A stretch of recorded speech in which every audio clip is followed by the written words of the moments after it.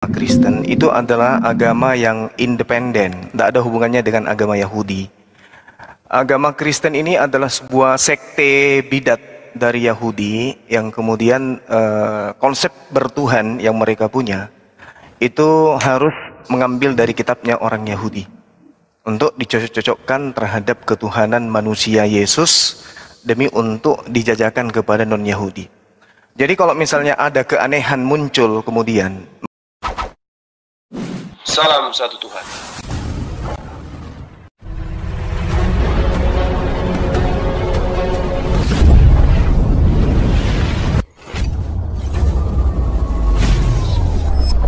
Ya, pengantar ini singkat, para sahabat. Dukung semua ya sahabat-sahabat kita, channel Densa News Muslim.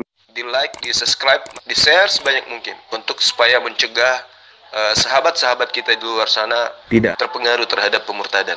Semoga Allah memberikan selalu sikap istiqamah. Salam satu Tuhan, Allahu Akbar. Kan bukan. Itu adalah cerita, itu adalah kisah yang menceritakan tentang Raja Hizkia. Kalau dia larinya kepada Yesaya. Nah, berbicara mengenai agama Kristen atau konsep yang ada di Kristen, itu berarti berbicara mengenai agama yang muncul dari non-Yahudi yang kemudian mengambil ajaran orang Yahudi sebagai tameng, sebagai pakaian untuk mengatakan bahwa diri mereka itu ajaran para nabi. Tak ada satupun nabi yang diutus kepada Bani Israel yang mengajarkan bahwa Tuhan mereka, yaitu yang mereka sebut Hasem, akan menjadi makhluk terkutuk. Nggak ada tuh, nggak ada. Itu murni ajaran paganisme. Ya, jadi kita harus memahami dulu nih. Ketika berbicara mengenai nabi-nabi yang datang kepada Bani Israel dan berbicara mengenai kekristenan, itu adalah satu ajaran, dua ajaran yang berbeda. Laksana langit dan bumi. Nggak ada hubungannya Kristen dengan Yahudi, nggak ada. Nggak ada hubungannya Kristen dengan penyaliban, itu nggak ada. Penyaliban yang terjadi di tengah-tengah Bani Israel itu tidak ada hubungannya dengan ajaran agama Kristen, nggak ada. Nanti muncul Kristen ini menjadikan penyaliban ini sebagai konsep. Mereka rubah konsep penyaliban yang terjadi di tengah-tengah Bani Israel menjadi konsep yang paganisme, di mana salib ini adalah jalan menuju kepada keselamatan. Padahal salib ini adalah justru hukuman yang diadakan oleh Tuhan pencipta langit dan bumi di tengah-tengah Bani Israel kepada manusia-manusia yang mati terkutuk. Jadi kalau hari ini kita mendengarkan orang Kristen mengatakan Yesus itu Tuhan dan seterusnya, ya itu internal Kristen, kita hargai.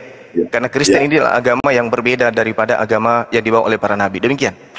Oke, jawab ya. Anda mengatakan bahwa yang memakai perjanjian lama itu, kitab-kitab para nabi dan rasul-rasul itu adalah Kristen. Kristen itu siapa sih menurut Anda? Yang pertama ya. Yang kedua, orang-orang yang menerima Yesus dan mengaku Yesus adalah Tuhan, ya, dan juru selamat, itu adalah orang-orang Yahudi sendiri, di mana mereka adalah murid-murid Yesus. Bahkan Paulus pun itu termasuk suku Benyamin dari bangsa Israel. Anda tidak bisa menjudge bahwa mereka tidak punya hak untuk mengklaim bahwa nubuatan-nubuatan itu, bahwa kitab-kitab itu juga adalah kitab-kitab mereka. Oke. Bahwa itu adalah kitab-kitab mereka. Jadi kekristenan itu juga ya baru disebut di Antioquia, yang artinya adalah pengikut Yesus, yang mengaminkan ya jemaat-jemaat di sana mula-mula itu adalah yang mengakui bahwa Yesus itu adalah Tuhan itu sendiri. Menurut Petrus, Yakobus, Yohanes, dan juga Paulus. Dan kalau Anda mengkambing hitamkan Paulus, Anda juga harus sadar betul bahwa Paulus ini sebenarnya siapa. Sebenarnya Paulus sama dengan keadaannya dengan Anda semua. Yang saya maksud apa? Paulus itu bersunat sama seperti Anda. Paulus itu memegang hukum Taurat dengan teguh. Bahkan keagamaannya boleh dibilang dia tidak kalah dengan orang-orang lain Yahudi zaman itu. Dia sangat-sangat memegang teguh banget yang namanya kitab para nabi. Dan ketika dia memegang itu semua, dia memusuhi pengikut-pengikut Yesus. Bahkan Alkitab katakan dia berusaha sebagaimana mungkin dia ingin membunuh. Itu jelas. Tetapi ketika ingin membunuh itu, Akhirnya Paulus bertemu dengan Tuhan Yesus dalam penglihatan sehingga matanya itu buta. Dan disitulah Paulus diubahkan sama Tuhan. Paulus sama Anda semua di sini sama-sama memegang hukum Taurat, mementingkan yang lahiria, sunat, tidak makan babi, dan lain sebagainya. Tetapi dengar baik-baik, tapi Paulus yang begitu jahat terhadap orang-orang pengikut Yesus, yang adalah orang-orang Kristen, dengar baik-baik, Paulus diubahkan sama Tuhan. Paulus menjadi murid Yesus, dan bahkan sampai matinya pun Paulus tidak menyangkal bahwa Yesus adalah Tuhan. Terima kasih. Nggak ada tepuk tangan buat saya dari itu. Kalau cuma tepuk tangan terus, tepuk tangan dong buat saya kali-kali dong. Iya. Lanjut. Oke, baik. Saya menghargai ya apa yang saudara sampaikan, bahwasanya Paulus, murid-muridnya dan seterusnya. Lagi-lagi Anda harus pahami, ketika kemudian Yesus mengajarkan misi penginjilan kepada Bani Israel, kepada siapa Yesus meminta murid-muridnya untuk waspada? Kepada ahli Taurat, kepada orang Farisi, kepada orang munafik, kepada serigala yang datang di tengah-tengah murid-muridnya. Pahami itu. Itu pesan Yesus. Contoh misalnya di dalam Lukas 21, nomor 8. Waspadalah kepada penyesat yang datang kepadamu nyamar seperti domba, padahal mereka adalah serigala. Apa ciri-ciri daripada serigala nyamar domba ini? Kata Yesus, membawa-bawa namaku, mengatasnamakan diriku, dan dia mengatakan aku adalah Tuhan. Baca itu. Lukas 21 nomor 8. Dan supaya Anda tahu bahwa siapa oknum yang dimaksud oleh Yesus ini, yang akan datang kepada murid-murid Yesus, baca nomor 12-nya. Bahwa serigala nyamar domba ini terlebih dahulu sebelum dia menyamar, melakukan pembantaian kepada murid-murid Yesus. Dan yang melakukan pembantaian jelas itu adalah Paulus. Kemudian ketika saudara mengatakan bahwa Paulus itu adalah keturunan Benyamin, justru di situlah poinnya. Poinnya itu jelas di sana, bahwa yang nyamar seperti domba ini adalah mereka yang kemudian menjual ajaran Bani Israel kepada siapa? Kepada non-Israel. Bahwa orang-orang yang kemudian mengajarkan dirinya sebagai utusan atau sebagai rasul dari Yesus, itu mengajarkan bahwasanya Yesus ini adalah Tuhan, ya, yang diutus kemudian kepada manusia. Ini ajaran yang tidak pernah diajarkan oleh Yesus itu sendiri. Makanya dikatakan di dalam kitabnya, di kitab saudara, bahwasanya ketika ia datang penyesat ini, dia akan mengajarkan kemudian kalian bahwa aku ini adalah Tuhan. Coba Anda baca Lukas 21 nomor 8, nomor 12. Penyesat itu akan datang di tengah-tengah Bani Israel. Nah, sekarang kalau Anda berbicara mengenai ketuhanan Yesus dan seterusnya, wajar kan Anda Kristen, Anda bukan pengikut Yesus. Anda adalah pentuhan Yesus. Itu saya maklumi, kita maklumi itu. Coba kita lihat di dalam kitab saudara sendiri, indikasi penyesat itu di mana? Apakah di Kristen sendiri atau di mana? Karena penyesat itu, pembohong itu adalah mereka yang menolak Tuhannya Bani Israel dan menolak Yesus. 1 Yohanes 2 nomor 22. Coba Anda baca di sana. Apa yang diterangkan di sana? Siapakah pendusta ini? Kalau dalam bahasa Yunani, pendusta ini disebut peseutes. Peseutes ini adalah pembohong. Yang disebut pembohong itu adalah lain di mulut, lain pada kenyataan, lain di hati, lain di pikiran. Itu pembohong. Nah, sekarang dikatakan begini, bukankah pendusta, pembohong, penipu, penyesat itu adalah mereka yang menyangkal Yesus? Mereka yang menyangkal Yesus sebagai apa? Sebagai Kristus. Jadi orang yang menyangkal, orang yang pendusta itu, pembohong itu Kristen. Tidak bisa dipungkiri. Pembohong yang paling besar di sejarah anak peradaban Adam alaihissalam itu adalah agama Kristen. Mulai dari pendeta, mulai dari pastor, mulai dari jemaat, anak sekolah minggu, mereka adalah pembohong kelas kakap. Kenapa demikian? Baca 1 Yohanes 2 nomor 22. Siapakah pembohong itu? Bukankah dia yang menyangkal bahwa Yesus itu adalah Mesias? Sekarang kalau Kristen menganggap Yesus itu adalah Kristus, Kalau Kristen menganggap Yesus itu adalah Mesias, kenapa Anda tuhankan? Kalau dia Mesias, kenapa Anda sembah? Kalau Anda menganggap dia Kristus, kenapa Anda mempenghambakan diri kepada Yesus? Bukankah Mesias itu hanya manusia? Bukankah Mesias itu hanya nabi? Bukankah Mesias itu hanya rasul? Bukankah Mesias itu hanya hamba Tuhan yang diajarkan kemudian dengan roh Tuhan, yang mengajarkan firman Tuhan kepada umatnya? Kenapa Anda tuhankan? Karena Anda menyangkal kepada Mesias itu sendiri. Jadi Anda pembohong. Kristen itu pendusta. Kristen itu kumpulan manusia-manusia calon penghuni neraka, disebabkan mereka adalah manusia laknat yang suka berdusta dan menipu manusia lainnya. Yesus dikatakan Kristus, Yesus mereka sebut Mesias, Yesus mereka sebut sebagai anak Tuhan. Tapi faktanya apa? Ke gereja apa yang disembah? Yesus. Mereka berdoa kepada siapa? Yesus. Ini karena mereka pembohong. Sedangkan konsep Mesias itu adalah milik Yahudi. Tanya orang Yahudi, apapun level pendidikan mereka, apa sih Mesias itu? Mesias itu adalah manusia yang diurapin, bukan Tuhan yang menjelma menjadi manusia. Sabar. Anda pakai data nanti. Anda pakai data. Oke? Jadi pembohong itu adalah yang berkata Yesus Mesias tapi dituhankan. Yang namanya Mesias bukan Tuhan. Yang namanya Mesias itu hanya nabi. Yang namanya Mesias itu hanya manusia yang diurapi oleh Tuhan. Kita baca data selanjutnya. Dia itu adalah antikristus, yaitu dia yang menyangkal baik Bapa maupun menyangkal anak. Bapa ini adalah Tuhannya Bani Israel. Bapa bukan manusia dan bukan anak manusia. Benarkah Tuhan pencipta langit dan bumi yang datang kepada Bani Israel tidak pernah menjadi manusia? Orang Kristen akan berkata, oh tidak, Tuhannya orang Israel pernah datang menjadi manusia, yaitu Yesus. Artinya Anda menyangkal Bapa, karena Bapa mengatakan dalam Hosea 11 nomor 9, aku Tuhan, aku Allah, tidaklah aku ini adalah anak manusia. Bilangan 23 nomor 19, Tuhan bukan manusia dan bukan anak manusia. Sedangkan yang disembah oleh orang Kristen adalah Yesus yang diajarkan di dalam Kolose 2 nomor 9 dan juga Filipi 2 nomor 6, nomor 7, nomor 8, nomor 9, bahwa Tuhan pencipta langit dan bumi yang disebut Hasem itu berinkarnasi menjadi manusia. Inilah sebabnya saya mengatakan Kristen itu pendusta, karena Kristen menyangkal Bapa yang tidak pernah menjadi manusia, diajarkan menjadi manusia. Menyangkal anak.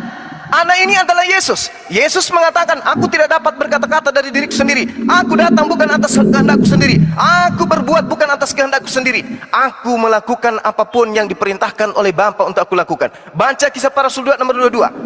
Hai orang-orang Israel, harus tahu bahwa yang kumaksud adalah Yesus dari kota Nazaret, bahwa Tuhan telah memilih dia, menentukan dia sebagai perantara untuk melakukan mujizat-mujizat, tanda-tanda dan kekuatan yang dilakukan oleh Allah melalui perantaraan Yesus. Sedangkan Yesus 30 detik. Bagaimana kita membuktikan bahwa Kristen itu adalah penyangkal Yesus? Yesus mengatakan, ada kesaksianku yang lebih penting dari kesaksian Yohanes Pembaptis, bahwa semua pekerjaan yang aku lakukan, pekerjaan itu yang aku lakukan sekarang, dan pekerjaan itu yang bersaksi tentang aku, bahwa aku adalah utusan Bapa. Berarti siapa yang menyangkal Yesus sebagai utusan, malah menjadikan dia adalah Tuhan, berarti dia menyangkal Bapa dan menyangkal anak, dan itu adalah Kristen. Kesimpulan saya, Kristen adalah agama pendusta sepanjang sejarah anak keturunan Adam, karena dia menyangkali Bapa dan juga menyangkali anak. Demikian. Lawan saya pakai data, jangan asumsi. Oke. Saya jawab ya. Saya jawab. Saya mengakui Anda pinter, banyak hafal ayat Alkitab. Tapi sayangnya setiap ayat yang Anda baca, Anda tidak mengerti arti yang sesungguhnya daripada ayat tersebut. Contohnya begini. Anda bahas tentang 2 Yohanes 1 ayat 7. Sebab banyak penyesat telah muncul dan pergi ke seluruh dunia yang tidak mengaku bahwa Yesus Kristus telah datang sebagai manusia. Itu adalah si penyesat dan antikristus. Dengar baik-baik ya. Bahwa Yesus Kristus telah datang. Anda kalau mau benar-benar berpikir, ini datang dari mana? Berkaitan dengan Yohanes 1 ayat 14, bahwa sang firman itu, hologos itu menjadi daging dan menjadi sama seperti manusia. Ini yang Anda nggak lihat. Yang Anda lihat adalah penyesat telah muncul ke seluruh dunia, tapi Anda nggak lihat bahwa Yesus Kristus telah datang. Anda nggak bertanya di sini, datang dari mana? Yesus bilang, aku dari atas. Makasih. Aku dari atas. Yesus dari atas, bukan seperti kita yang ada dalam dunia ini, yang dibikin daripada sel telur dan sperma laki-laki. Berbeda. Jadi ayat yang Anda baca satu persatu semuanya, saya bisa jawab itu. Cuman Anda terlalu cepat ngomong sehingga orang tidak bisa konsentrasi dengan apa yang Anda ngomong itu. Anda berpikir apa yang Anda baca ayat satu demi satu itu, Anda berpikir penafsiran Anda dan penjelasan Anda itu benar. Padahal itu, maaf Bang Cuma ya, ngawur semua itu, ngaco. Ya. Dan tidak ada, kalau Anda lihat lagi masalah tadi yang hati-hatilah terhadap ahli Taurat. Saya buka ya buat Anda ya. Ahli Taurat. Oh sorry. Bentar. Ya. Saya buka Markus 12 ya. Markus 12 ayat 38 ya. 12:38 Dalam pengajarannya Yesus berkata, ya, hati-hatilah terhadap ahli-ahli Taurat yang suka berjalan-jalan memakai jubah panjang dan suka menerima penghormatan di pasar, yang suka duduk di tempat terdepan di rumah ibadat dan di tempat terhormat dalam perjamuan, ya, yang menelan janda-janda, rumah janda-janda, sedang mereka mengelabui mata orang dengan doa yang panjang-panjang. Mereka ini pasti akan menerima hukuman yang lebih berat. Teman-teman, sadari sungguh-sungguh ya, orang-orang yang memusuhi Yesus dan murid-muridnya adalah orang-orang yang sangat fanatik sekali dengan hal yang lahiriah, dan juga yang sangat berpegang teguh pada hukum Taurat itu. Sama ketika Paulus saat itu sedang ada di dalam kalangan mereka itu juga, termasuk ada di dalam ahli-ahli Taurat itu juga, Paulus sangat memusuhi kekristenan. Kenapa? Karena Yesus banyak sekali mengucapkan kata-kata yang bertentangan dengan hukum Taurat. Salah satunya menyembuhkan orang sakit ya di hari Sabat. Dan Yesus berkata bahwa Yesus anak manusia lebih berkuasa daripada hari Sabat itu. Yang saya maksud di sini adalah, teman-teman, kita harus sadari benar-benar bahwa ketika orang berpegang pada hukum Taurat ini, ya, Paulus berpegang pada hukum Taurat ini, Paulus tidak ada bedanya, maaf sekali lagi, maaf ya, dengan orang-orang yang seperti kalian ini, yang kepada lahiriah, sunat, makan babi, dan lain sebagainya. Makanya kalau Anda bilang bahwa orang Kristen itu pendusta, ya, dan lain sebagainya, menurut saya itu sangat-sangat tidak etis sekali, gitu loh. Anda terlalu menjudge itu, gitu ya. Dan juga dari situ saya sudah melihat bahwa Anda tidak mengerti bahwa nubuatan-nubuatan itu, ya, diaminkan oleh orang-orang Yahudi juga yang adalah murid-murid Yesus. Seperti itu. Jadi kalau Anda membaca ayat satu demi satu, ya, itu semuanya terjawab. Tetapi Anda di sini kelihatan heboh, kelihatan hebat, karena Anda kelihatan hafal banyak ayat di Alkitab. Tetapi penafsirannya itu sama sekali tidak masuk di dalam kebenaran itu sendiri. Oke, cukup. Oke, terima kasih. Terima kasih. Lanjut, Bang Juma. Sebelum saya bernarasi, mute dulu Bang Jack supaya sabar host. Saya mau tanya Bang Jack dulu. Bang Jack, menurut saudara, Yesus ketika datang di tengah-tengah Bani Israel, dia praktisi Taurat atau bukan? Bisa. Saya jawab ya. Ya. Ketika datang ke dunia menjadi manusia, dia disebut keturunan Daud. Otomatis dia harus menggenapi semua hukum Taurat, dan dia mengikuti artinya dia taat kepada hukum Taurat. Iya, betul. Oke, baik. Oke, Anda diam. Giliran saya sekarang. Baca kitab saudara 1 Yohanes 2 nomor 6. Anda diam dulu. Nanti Anda sambil dengarkan narasi saya, Anda baca kitab saudara. Barang siapa yang mengatakan bahwa Yesus, dirinya ada di dalam Yesus, maka orang tersebut wajib hidup sama seperti Yesus hidup. Saya ulang lagi, 1 Yohanes 2 nomor 6. Barang siapa mengatakan bahwa dia ada di dalam Yesus, maka dia wajib kemudian hidup sama seperti Yesus hidup. Bagaimana kehidupan Yesus? Tunggu. Sabar. Bagaimana kehidupan Yesus? Ya. Apakah Yesus ini praktisi perjanjian baru atau Yesus ini praktisi perjanjian lama? Kalau Yesus kemudian taat kepada perjanjian lama, maka orang-orang yang percaya kepada Yesus, yang mengaku-ngaku sebagai pengikut Yesus, wajib hukumnya hidup di bawah hukum Taurat. Kalau Anda mengatakan Anda pengikut Yesus, berarti harus Anda mempersamakan cara hidup Anda dengan cara Yesus. Yesus bersunat, Yesus tidak makan babi, Yesus ibadah Sabat, Yesus tauhid, menyembah hanya kepada Tuhan yang satu, dan kemudian Yesus mengkitabkan kitab Taurat, bukan mengkitabkan surah-surah Paulus, bukan mengkitabkan kitab-kitab yang lain. Ingat 1 Yohanes 2 nomor 6. Barang siapa mengatakan bahwa ia ada di dalam Yesus, maka ia wajib hidup sama seperti Yesus hidup. Bagaimana Yesus hidup? Apakah dia Kristen? Tidak. Yesus hidup berdasarkan hukum Taurat.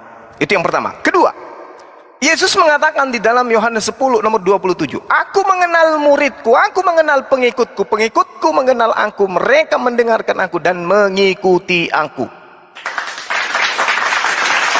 Bukan menyembah aku, bukan membantah aku, bukan.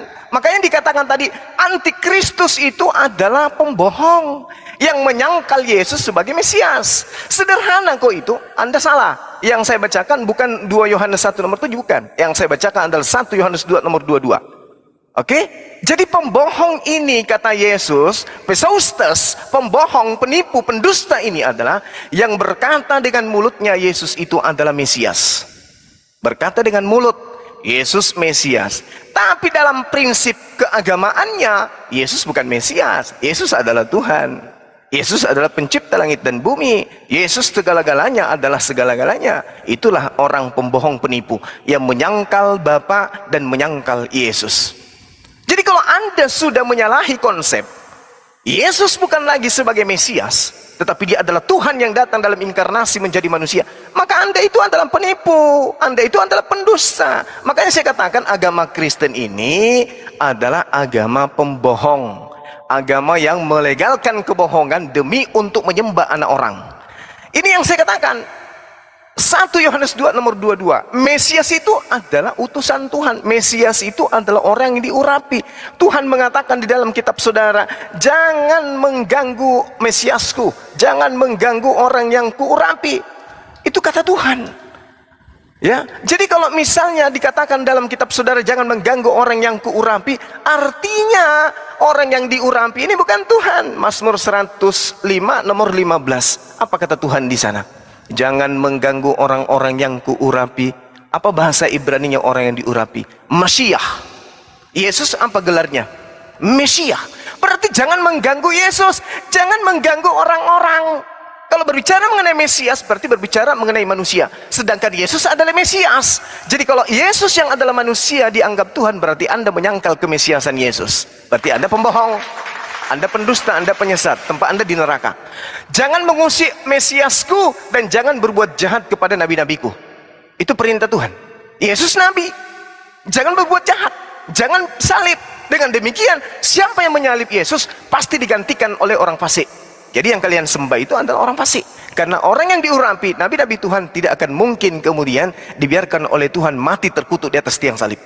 Nah, dengan ini saya mengatakan kepada saudara, silakan dengan konsep Kristen saudara, Yesus anak Maria adalah Tuhan, tapi Yesus menurut Yesus, dia hanya utusan Tuhan. Sekarang orang Indonesia, orang Islam, mana yang orang Islam harus percaya? Pengakuan Yesusnya sebagai utusan Tuhan atau pengakuan gereja, Yesus adalah Tuhan? Tentu orang Islam berakal, orang Islam pintar, orang Islam cerdas, bisa memilah dan memilih antara utusan Tuhan dengan Tuhan itu sendiri. Sedangkan orang Kristen tidak. Mengatakan Yesus itu adalah Mesias. Yesus dibumbuhi dengan kata Kristus. Kristus ini Mesias. Tapi faktanya disembah. Berarti dengan kata lain, Anda mengatakan bahwasanya Yesus itu Mesias, tapi Anda mempraktekkan Yesus itu adalah Tuhan. Inilah antikristus yang sejati. Demikian. Silakan Bro Jack. Anda mengatakan Yesus itu dituhankan oleh orang Kristen. Yang saya mau tanya sama Anda semua, termasuk Anda, kapan Yesus pernah menolak penyembahan yang diberikan kepada orang-orang kepada Yesus? Kapan ketika Thomas ditanya, menurut kamu siapakah aku ini? Ya kan? Guru dan Tuhan. Dia bilang, benar katamu. Tuhan Yesus tidak pernah menyangkal dirinya, saya bukan Tuhan, jangan sembah saya, jangan sembah saya. Nggak ada itu di Alkitab. Yesus jelas menerima penyembahan itu. Itu dan bahkan ketika dia bangkit sedikit, pun, Pak, sebelum kebablasan Pak, sedikit Pak. Itu Thomas mengatakan kamu guru dan Tuhan itu di mana Pak? Lanjut. Saya cari ya.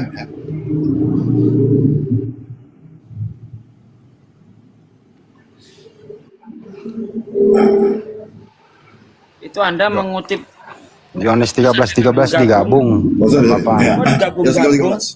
Ya. Ya. Kamu menyebut aku guru dan Tuhan, dan katamu itu tepat. Sebab memang akulah guru dan Tuhan. Di situ jelas dikatakan seperti begitu. Dan saya tahu nanti Anda akan larinya. Kurios itu apa dan lain sebagainya. Kurios itu adalah penguasa.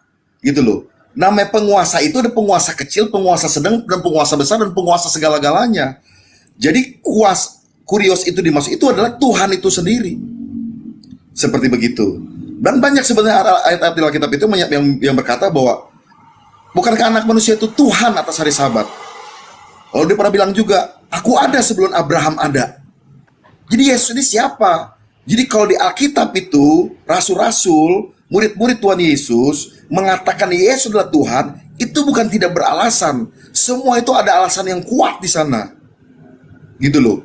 Memang betul ketika dia menjadi manusia, dia punya istilah-istilah anak manusia, anak Allah, ya kan, dan lain sebagainya. Banyak itu. Tetapi Bang Jack, izin saya moderatorin tadi. Saya ingatkan 1 Yohanes 2 nomor 6 tadi ya, ditanyakan Bang Yuma. 1 Yohanes 2 nomor 6. Enggak, saya jawab yang tadi dulu. Ya, yang tadi dulu, ya kan. Bahwa sebenarnya orang Kristen itu bukan orang bodoh yang dimana yang Anda bilang sesat lah apa segala macam, ya penipu lah apa segala macam. Itu saya sangat berpikir Anda sangat cepat sekali dalam memikirkan itu. Kenapa? Karena orang Kristen tidak mungkin sebodoh itu menilai bahwa banyak sekali hal-hal poin-poin atau di ayat-ayat di Alkitab itu yang menyatakan bahwa Yesus itu adalah Tuhan itu sendiri. Kenapa Yesus disalib? Kalau Yesus mengakui bahwa dirinya nabi, hari itu Yesus kagak disalib, teman-teman. Yesus mengaku Yesus adalah anak Allah, sehingga hari itu bangsa Yahudi ingin melempari dia dengan batu. Lalu ayatnya langsung dibilang begini, dia hendak menyamakan dirinya, menyetarakan dirinya dengan Allah. Yesus itu kalau nggak bilang dia bilang anak Allah, dia nggak akan disalib. Bahkan ketika di pengadilan pun, di mahkamah agama pun, ya, ada seorang yang bertanya sama dia, apakah kamu benar anak Allah? Yesus jawab apa? Kamu sendiri yang sudah mengatakannya. Lalu Yesus pernah juga mau dilempari sama batu dan akhirnya dia menghilang. Gara-gara apa? Gara-gara Yesus habis nyembuhin orang, dia bilang dosamu sudah diampuni. Loh, orang Yahudi bilang siapa dia menyamakan diri dengan Allah sehingga dia bisa mengampuni orang. Yesus berkata, lebih mudah mana berkata mengampuni atau mengangkat berkata mengangkat tilammu lalu berjalanlah. Hari itu orang Yahudi marah dan akhirnya hari itu Yesus dilempari sama batu dan dia menghilang. Orang Kristen bahkan rasul-rasul, surat-surat rasul pun mengatakan bahwa Yesus adalah Tuhan dengan baik-baik karena mereka benar-benar menyaksikan keajaiban-keajaiban, mujizat-mujizat dan bahkan pernyataan-pernyataan Tuhan Yesus sendiri, dan juga mereka mendapat tuntunan daripada Roh Kudus itu sendiri, sehingga mereka berkata bahwa Yesus adalah Tuhan. Dalam satu ayat dikatakan begini, tidak mungkin kamu berkata dengan Roh Kudus, terkutuklah Yesus. Dan tidak mungkin kalau bukan dengan Roh Kudus kamu berkata bahwa Yesus adalah Tuhan. Ini ayat ini digenapi hari-hari ini.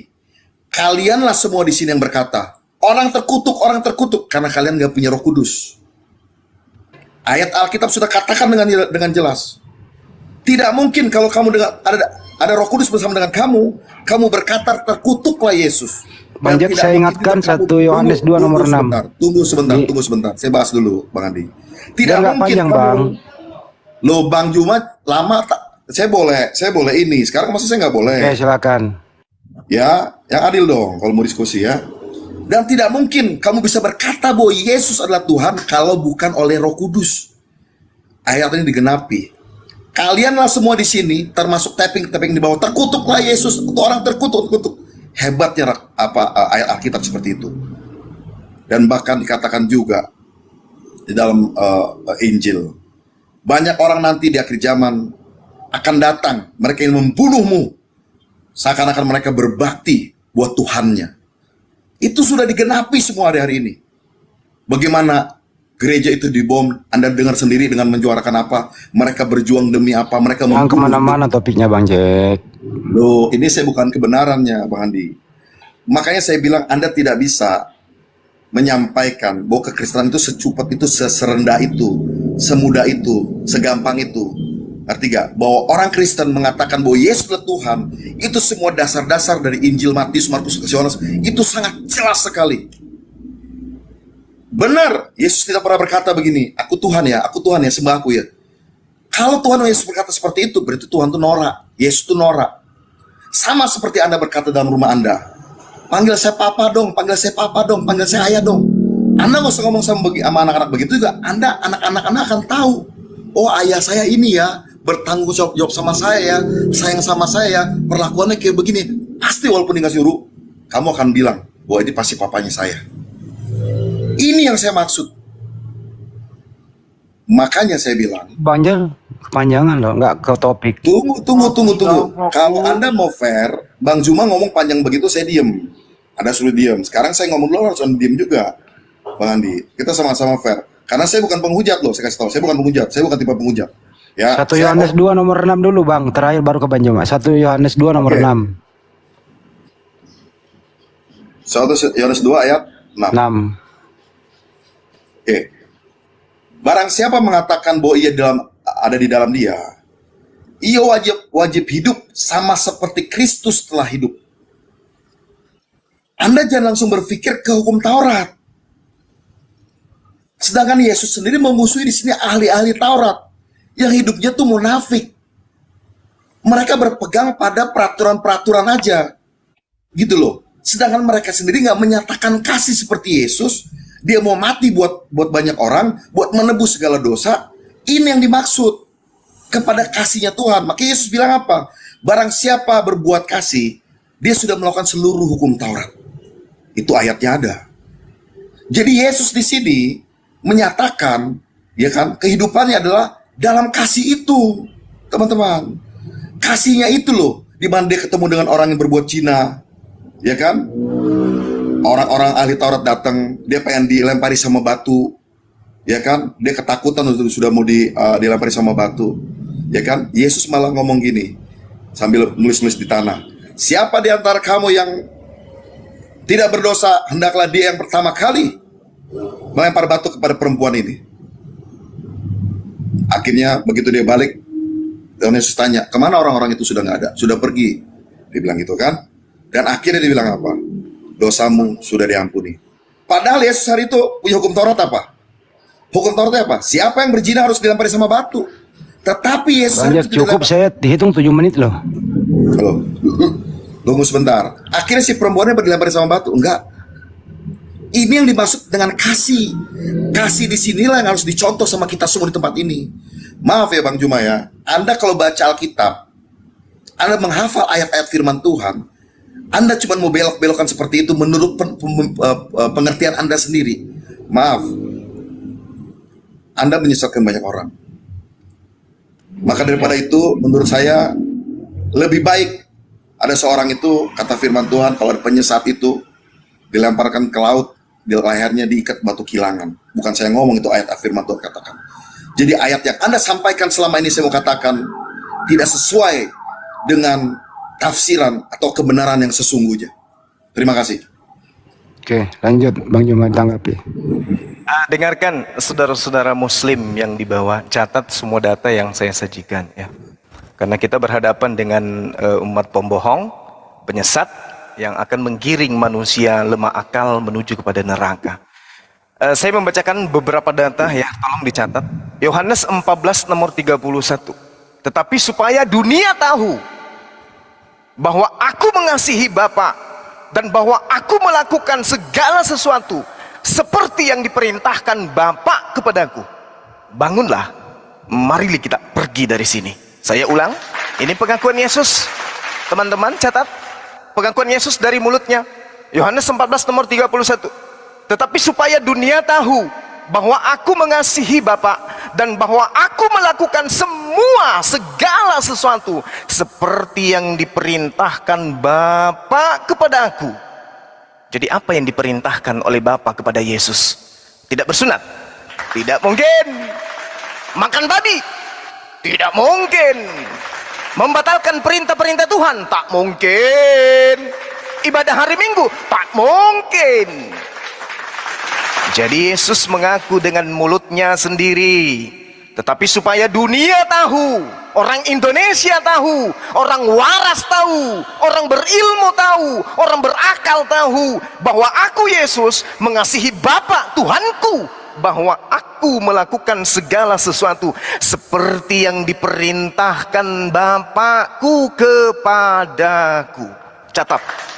Ini terkhusus kepada muslim yang sudah sesat dan tidak mau keluar dari kesesatannya, biarkan sajalah, ikrah fiddin. Di dalam Yohanes 4 nomor 34, kata Yesus kepada mereka, makananku, aktivitasku adalah melakukan kehendak Tuhan yang mengutus aku dan menyelesaikan pekerjaan-pekerjaan tersebut. Apa pekerjaan yang Tuhan berikan kepadaku? Makan babi? Tidak mungkin. Mendidik bom-bom untuk menjadi penyesat? Tidak mungkin. Perintah-perintah makanan yang diberikan Tuhan untuk aku lakukan di depan Bani Israel adalah menjalankan setiap langkah perintah-perintah Tuhan yang datang kepada Nabi Musa alaihissalam. Dua data.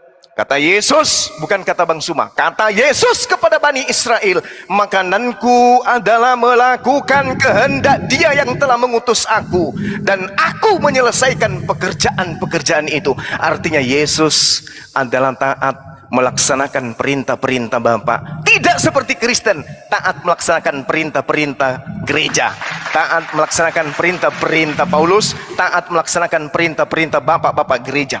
Ibrani 13 nomor 8. Yesus Kristus tetap sama, baik kemarin maupun hari ini dan sampai selama-lamanya. Yesus Kristus tetap hamba Tuhan yang taat kepada perintah Bapa yang mengutus Dia datang kepada Bani Israel. Filipi 2 nomor 8. Dan dalam keadaannya sebagai manusia, Yesus anak Maria telah merendahkan dirinya dan taat sampai mati, bahkan sampai mati di atas kayu salib. Ini pengakuan dalam kitab saudara. Yesus taat kepada siapa? Taat kepada gereja? Nonsen. Yesus taatnya kepada pengajaran Nabi Musa alaihissalam. Terakhir, Galatia 4 nomor 4. Ini tak kasih kalian, tak kasih semuanya supaya kalian itu bisa tercerahkan dan keluar dari ajaran kebohongan, ajaran kesesatan yang selama ini menggaungkan dirinya sebagai ajaran kasih, padahal itu adalah kasihan loh. Galatia 4 nomor 4. Tetapi setelah genap waktunya, maka Allah mengutus Yesus yang lahir dari seorang perempuan, dan Yesus takluk kepada hukum Taurat. Takluk di sini apa? Taat, tunduk, berserah diri kepada aturan Tuhan yang datang kepada Nabi Musa alaihissalam. Bandingkan dengan ajaran Kristen kemudian. Coba kita lihat apa yang tertuang kepada data yang saya sajikan tadi. Barang siapa mengatakan bahwa dia ada di dalam Yesus, maka dia wajib hidup sama seperti Yesus hidup. Bagaimana dengan Kristen? Apakah mereka hidup sama seperti Yesus? Tidak. Tetapi supaya dunia tahu bahwa aku mengasihi Bapa dan bahwa aku melakukan segala sesuatu seperti yang diperintahkan Bapa kepadaku. Bangunlah, marilah kita pergi dari sini. Jadi kalau orang Kristen ini ngaku-ngaku sebagai pengikut Yesus, maka kita akan menjumpai orang-orang yang setiap saatnya bukan ke gereja, tapi ke sinagoge, ke bait suci, maka setiap harinya kita akan melihat orang-orang yang ibadahnya hari Sabtu. Maka setiap hari kita akan melihat orang-orang yang mengkuduskan dan mentahirkan diri mereka dengan tidak makan babi. Mereka akan masuk ke rumah ibadah mereka dengan cara wudhu terlebih dahulu, mandi junub terlebih dahulu. Karena itu Yesus praktekkan ketika ia tunduk dan taat kepada perintah-perintah Bapa yang datang kepadanya untuk Bani Israel saja. Sekali lagi saya katakan kepada saudara, Kristen itu adalah agama kebohongan, agama penyesat, agama pendusta, yang mana menorehkan sejarah kedustaan sepanjang zaman anak keturunan Adam alaihissalam sampai hari ini. Mereka melantik anak orang menjadi Tuhan, mereka melantik orang yang taat kepada Tuhan menjadi Tuhan. Itu adalah kesesatan yang nyata yang di tengah-tengah kita sedang terjadi.